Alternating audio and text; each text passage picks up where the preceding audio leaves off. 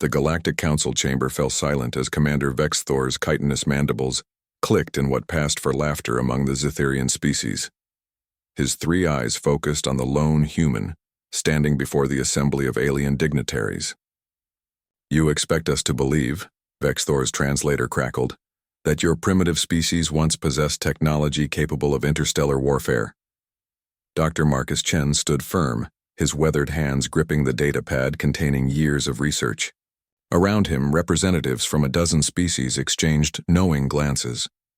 The human colony on Kepler 442b had been established only 50 years ago, a backwater settlement tolerated by the greater galactic community as little more than an amusing curiosity. "The evidence is irrefutable," Marcus insisted. "Deep in the Vermilion jungle there are structures that predate any known human colonization. They're not natural formations." A Dracorian ambassador, her scaled face twisted in disdain, hissed softly. "Humans have been in space for barely 2 centuries. Your kind was swinging from trees when our civilizations were already ancient." The chamber erupted in a cacophony of alien sounds that Marcus had learned to recognize as mockery. He had expected this. Humanity was the newcomer, the species that had clawed its way into space through sheer determination and duct tape engineering. They were tolerated, not respected. "If the council won't investigate," Marcus said quietly, "then I'll go alone." Vex Thor waved a dismissive claw. "By all means, human. Waste your short lifespan chasing fantasies in that jungle. The council has actual matters to attend to."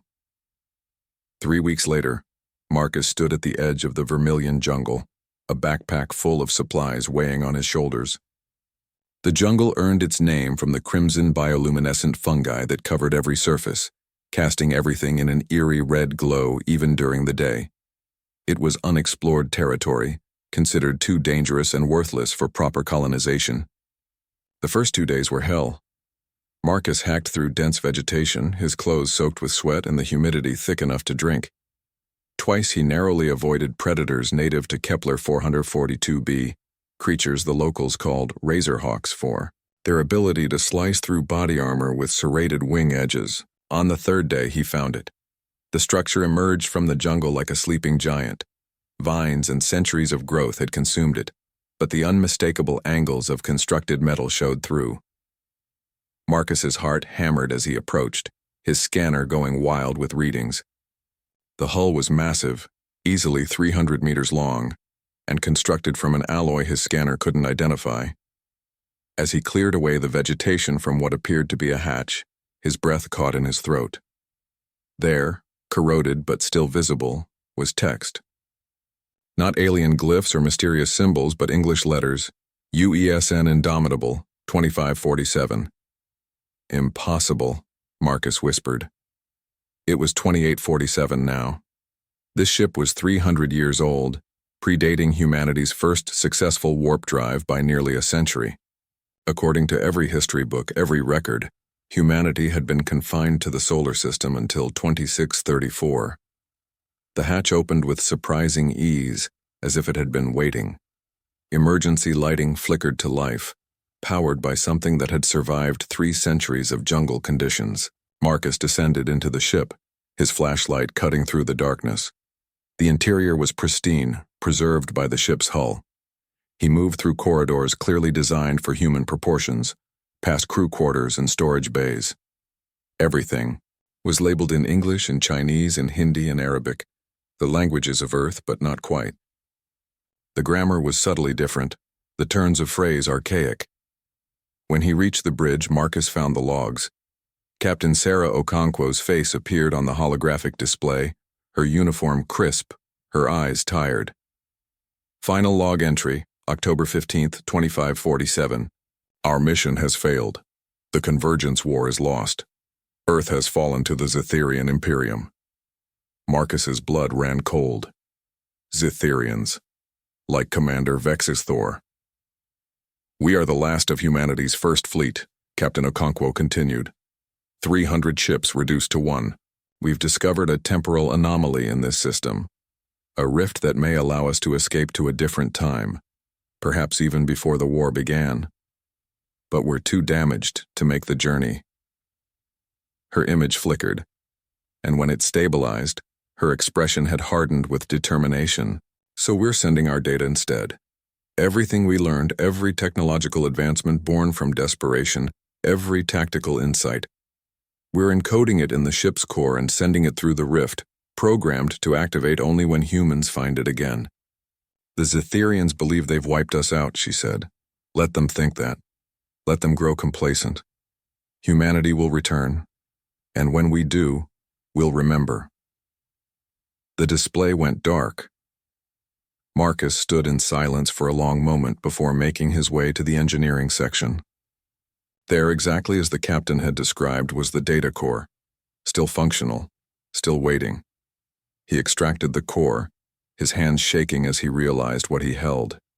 300 years of advanced military technology, weapons, shields, propulsion, systems that made current human ships look like sailboats. All of it reverse-engineered from alien tech, all of it designed by humans fighting for survival. The history books were wrong. Humanity hadn't stumbled into space on its own. They had been there before, had fought a war and lost everything, and had sent a lifeline to their own past. 6 months later, Marcus stood before the Galactic Council again. This time things were different. Behind him, holographic displays showed schematics, technical specifications, and historical records that couldn't be denied. Commander Vexthor's mandibles had stopped clicking. The Dracorian ambassador sat very still. Around the chamber, the representatives of the galactic community were silent. The Convergence War, Marcus said quietly. That's what Captain Okonkwo called it. I've checked your historical records. 300 years ago, the Zetherian Imperium expanded aggressively, conquering 17 species before they were stopped by an alliance of the very civilizations sitting in this chamber. He let that sink in before continuing. Your records say nothing about humans, but now we know why. You erased us. You conquered Earth, committed genocide, and then rewrote history when your own allies forced you to retreat. Vexthor's translator remained silent. The temporal anomaly that brought the Indomitable's data to our time also saved humanity. Marcus said, it created a new timeline where Earth wasn't discovered until we found you. A timeline where we got a second chance. He activated the final display, showing the reconstructed warship in orbit above Kepler 442b, its weapons systems primed and ready, built from 300-year-old specifications that were still more advanced than anything the current galaxy possessed. We don't want war, Marcus said. We've already lived through one, but we want the truth acknowledged, and we want a seat at this council as equals, not as some primitive species you tolerate out of amusement. The vote was unanimous. As Marcus left the chamber, he touched the data chip in his pocket, the one containing Captain Okonkwo's personal logs. Her final message played in his mind. Never let them make you feel small. We were small once and we became giants. Do it again. Humanity had been given a second chance. This time, they would make sure everyone remembered.